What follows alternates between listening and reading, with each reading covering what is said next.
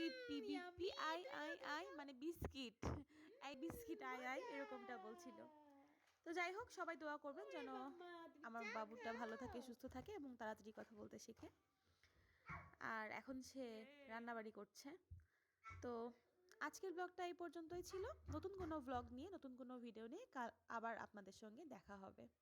এ পর্যন্ত সবাই ভালো থাকবেন, সুস্থ থাকবেন, আমাদের জন্য দোয়া করবেন। আপনাদের জন্য রইল অনেক অনেক দোয়া এবং ভালোবাসা।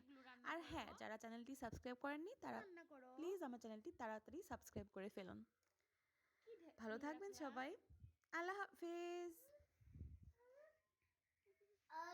টাটা বলো, টাটা টাটা।